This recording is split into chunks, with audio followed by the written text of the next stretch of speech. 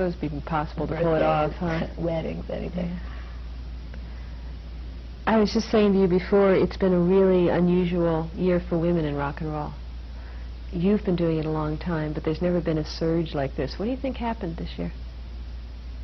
Well, I think girls got lucky. In a man's world, I think girls got real lucky. And if the stars are with us all right now, everybody should really jump on it, because it's hard, you know, it's hard.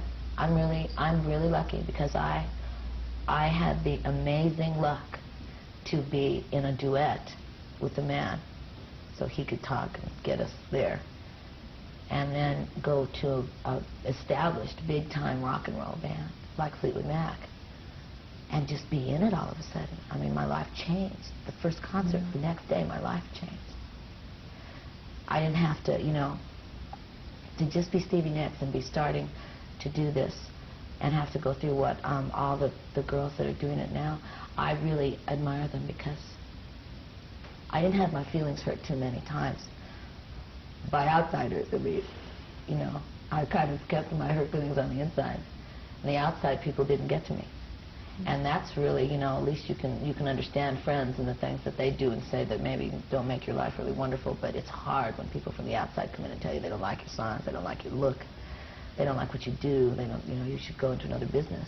And it's really hard for you to say, well, you know, for me, I'll just sit around and wait for a huge rock and roll band to ask me to join them. That already has a lady in it. I mean, the odds of this happening are not that the odds don't exist. You know, so I'm really lucky. In past interviews, you had said in the beginning you were almost considered the little sister in Fleetwood Mac, and that it was hard for you to get considered seriously as a solo artist. Do you think that was the times, the 70s? No, Fleetwood Mac would be exactly the same today. I mean, I'm still that. But see, once again, now that I'm so in my ancient ways, now I know that I was very lucky to be the baby sister. You know, yeah, I'll let Christine take all those hard knocks from me. She did.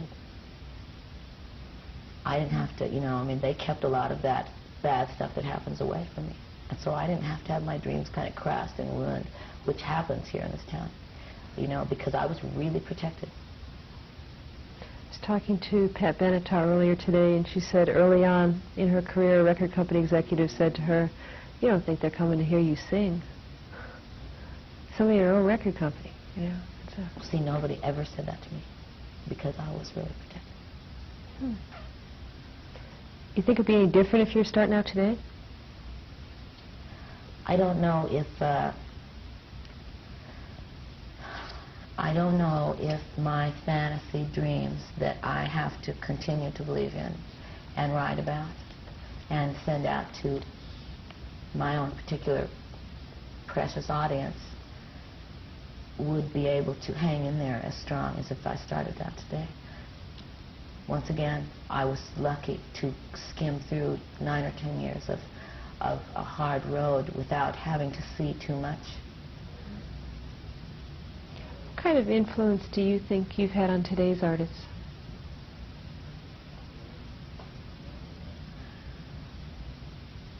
I don't know. I hope a good influence. I hope, you know, if anything, I wouldn't really expect anybody to say too much about my music or my songs or my singing, but I would expect people to say she had energy. That, you know, that from her energy we can learn something. I think it's possible, not only musically, you have a very strong image as well. I think the way you dress, the lace, I think that may have contributed to people like Prince and Madonna. The current look that's so popular. I do. No, Madonna gets out of this easy. Prince does not. Yeah, I think so. I definitely think that I have definitely influenced the clothes of a few people, yes. What do you think of Cyndi Lauper?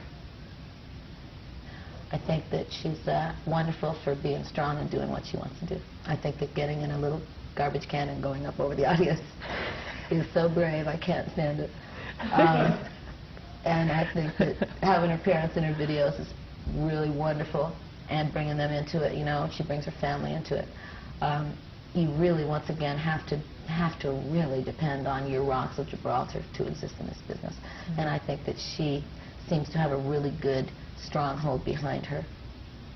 And that's what will make Cindy strong, and it will make her last. If she lasts, it'll make her last because she has that. You can't do it alone. It's just too easy to get disenchanted.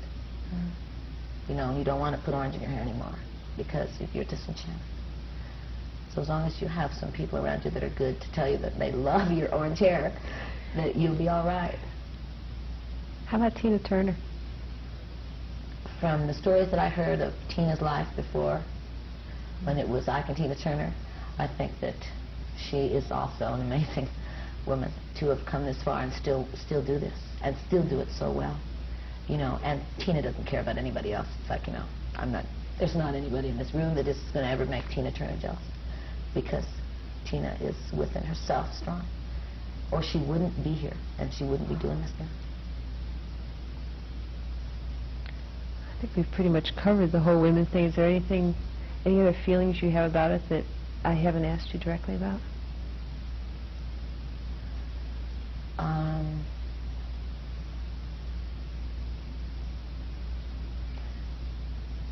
No, I think you've done a fantastic job, actually. Okay. Thank you very much. Oh, I'm gonna... 5 and then we'll change it.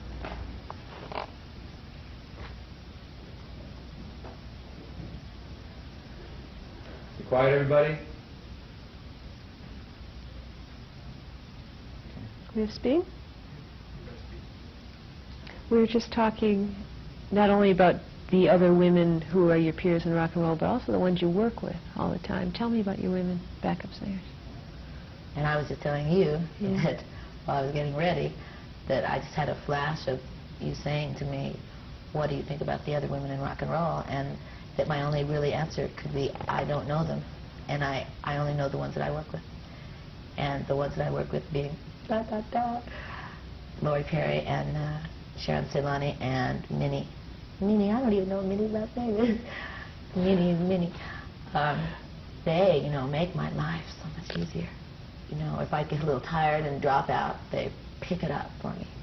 If I want somebody to sing a great harmony, they throw it in. If I don't want to go out and sing alone when I'm recording, then one of them goes with me and just kind of quietly, subtly sings along and smiles and, like, you know, acts happy. And it's like I have to have people around me that love to sing and work. Otherwise, I feel like Alice in Wonderland, because I don't relate to anybody, and nobody relates to me, because it's like, yeah, I want to stay later than everybody else at the recording studio. And I do, every night, want to stay later. And everybody is like, you know, I mean, people are burdened. They need to go home and sleep, you know, and I don't understand go home and sleep. So I want to stay. And the girls, you know, they back me up. And they'll stay, even though they also want to go home and sleep. They'll stay because they know that maybe I'll write that special song, or maybe that really special emotional thing that we wanted to get on tape will be gotten for the rest of our lives. And we all kind of feel that it's a rest of our lives proposition that we're talking about here, that we'll still all be rocking a little when we're really old. And that'll be one thing that we can kind of carry with us, you know. So I think that women in rock and roll should just go right ahead and do it, because if you can make it, there's nothing like it. People always say that women are too competitive to be friends. You don't believe that's true? So. See, I'm not jealous of my background singers. They can't do anything that's going to make me jealous. Well, let's see. You know, they can't really, unless I am really, like I said about Cindy or about Tina, unless I am unsure of myself. And that when that happens, then good. I hope somebody lets me know by making me ever so slightly jealous.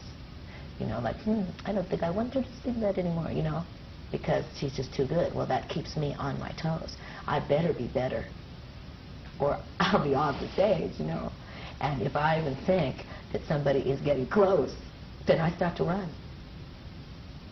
So it works for me, you know. If I was just me in this man's world, then I don't know, you know, if I would be as ambitious and as strong, because I've got them beat. Because I just have to be me and sing my songs and do a good job and not take a long time and not cost a lot of money. With my girlfriends, they have to say, well, no, we didn't think you sang that very well. We think you could do that really better. Where, you know, one of the guys would say, well, it's all right, let's go. So it's a real check and balance for me. I like that. Excuse me, Bill, I'm hearing radio. Are you picking that up on I'm the headset? hearing in the back. Yeah. Can we